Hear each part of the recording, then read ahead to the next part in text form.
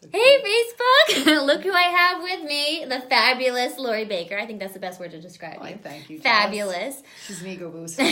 Lori is in my Sean Retirement Club, and she's also starting a new career in retirement, and a lot of women are interested in that. Having some sort of passion project or to use their experience from their working days, their careers, and applying it to make an even bigger impact now that they're retired. Hi, Catherine. And to do it on their own terms, their own flexibility. They're not answering to anybody else but to themselves. Mm-hmm.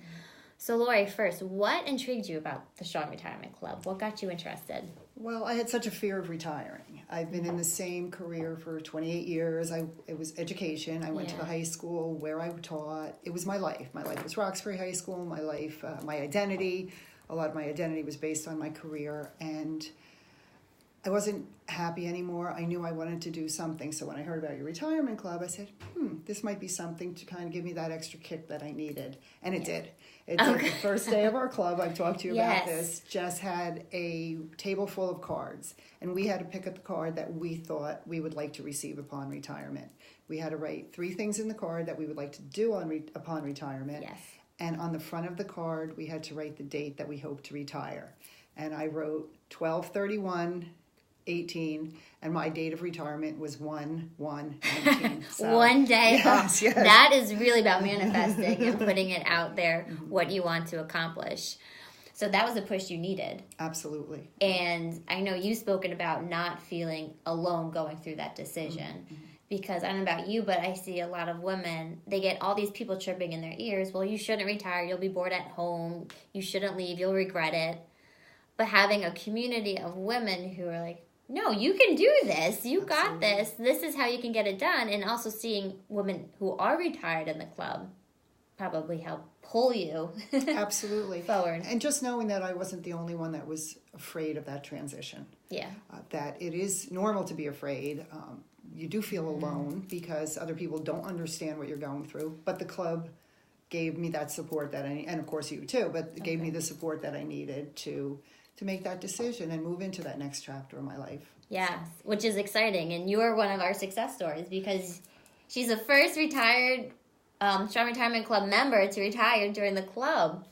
And now what we're going to talk to you today about is having this retirement career, this new amazing thing that she's created. And I love the idea so much. I can see how much of an impact it's going to make that I want to share it with all of you guys and to get the word out there about Lori's new thing that we've been working on during our one-on-one sessions from the club, building this new business. So who are you looking to help now that you are retired? Well, basically, like I said, I was in education and I worked in the high school for working with kids in transition. And I see a lot of kids who really are not ready for that next stage of their life. Yeah. So my target group really would be individuals between the ages like 15 and 23, those who are starting to get ready to leave school, and those who have left school and are really still in that confused state of mind. They really don't know where they're headed or they don't have the skills. A lot of times, they get through their classes in high school, they get the grades, whether they're true grades, sometimes they're inflated grades. They get into the college, because that's what everybody's supposed to do in this area. We're all supposed to go to college. They get into college and they may not have those skills. So I would like to assist students in developing those skills, not necessarily the academic skills, but all the other stuff that goes along with it. The life skills. Because when we don't have that, we're not setting ourselves up for success. We're really setting ourselves up for failure, and that's not helping the kids. Right. And we all know we want our kids to be successful. I think that's part of being a parent, but I think we need to understand that every person's definition of success is not the same. I think we want our kids to be happy. That's a big part of being successful. We want our kids to be productive members of society. To show something that they're giving back or just contributing to society. It makes them feel important. Absolutely. Too. It makes them feel significant in this world, like you said. And I think where we lose sometimes is we don't take the individual's purpose. So with the happiness and the productivity, what is the purpose? What is the purpose that individual wants to achieve? What is coming from inside them that they want to build their life on? I think that's a lot of times where we as parents miss what the kids really want and we look at maybe what we want, what we think is best, because we all know parents know best, not. So I think but we put on these expectations that the kids don't want to achieve, and they might not be able to achieve, and then it's disappointment for everybody. And I think that's the last thing we want for our kids, is to feel that they disappointed us in the end. And I love what you're doing, because I see the other side later on down the road, when we have these women who were pushed into a career because of their parents, or that was what was expected of them and their family, and they hate it now. They might have been able to do it for a while because maybe the money was good, or it was comfortable, it was familiar to them, so they stuck in it, but they hate it, and they live for the weekend.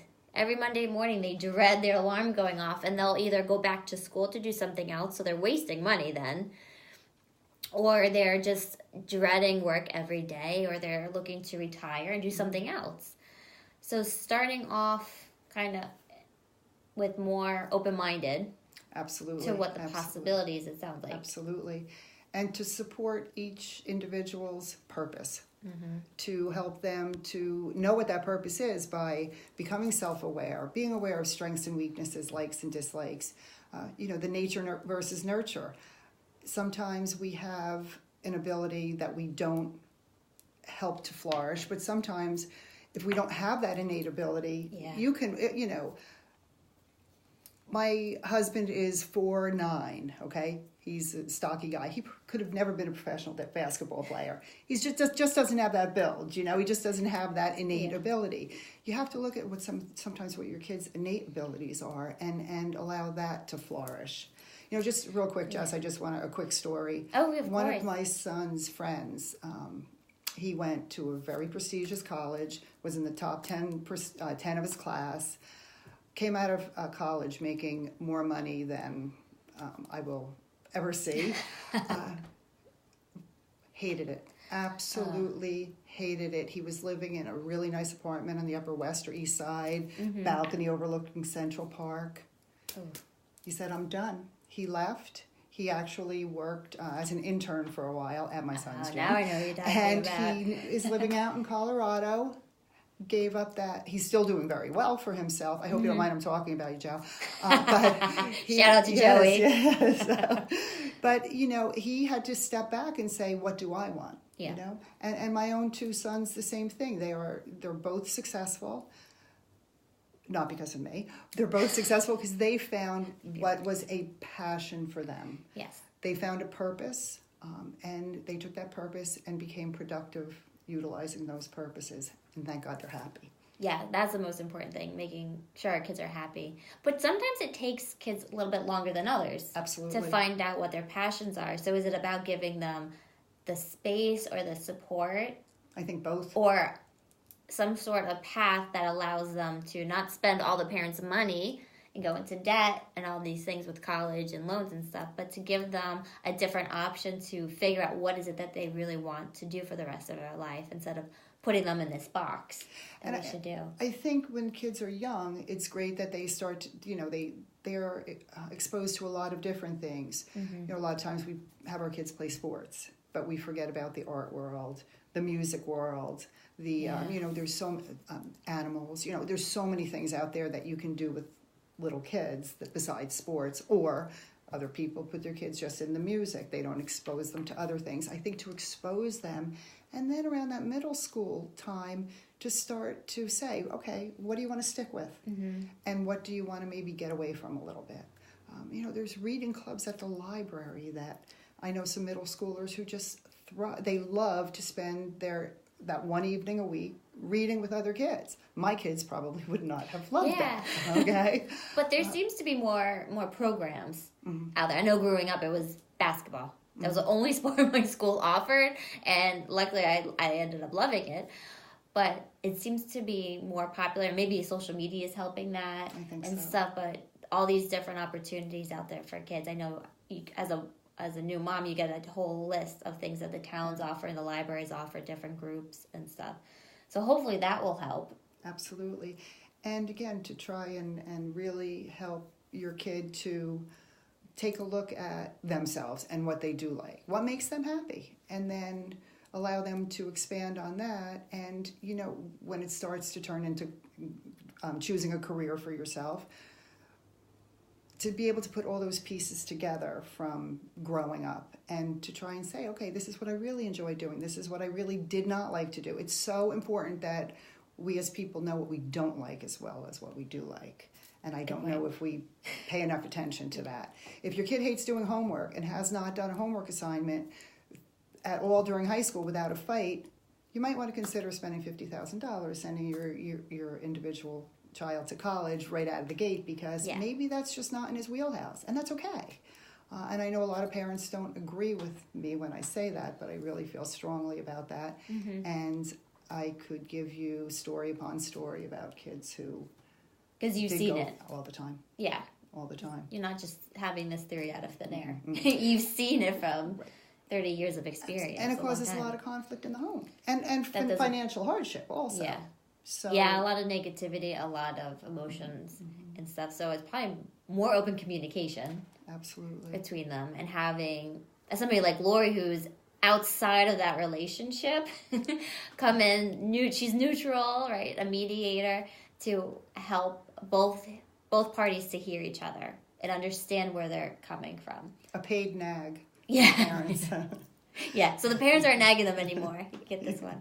So, Lori, now you work with kids one-on-one, yes. Right? Mm-hmm. And you bring the parents in probably for different aspects of it. Right, do a consultation with the family, because everybody, you're family. So even though the focus is the child, the young adult, obviously they're part of a family. So we need to, what are the family values? What are the family goals versus individual goals? So we meet and we discuss those things and then develop an individual plan. I can't say this is what I'm going to do, because one young adult may need building executive functioning skills, planning and prioritizing, task initiation, that type of thing. Yeah. Where another student may need to, or young adult may need to develop communication skills, their social skills, how do you approach their self-advocacy skills, how to approach a professor or how to approach a boss. So we really look at the individual needs of the young adult and then build a program to help develop those skills. That's awesome. So where can they find you? We'll put it in the comments too. How can they get a hold of you? I think right now the best thing, Facebook message me. Private messenger? Private message me at Lori Baker. And I do have some information that I am putting together with Jess's help. Yes. And I'll be getting that out there very soon. And this is a perfect time to start thinking about it. Your kids are starting the college process, about to go to college.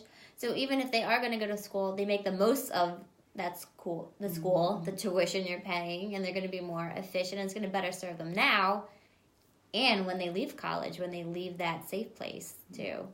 And just real quick, I do work with all kids or young adults. I don't like to call them kids anymore.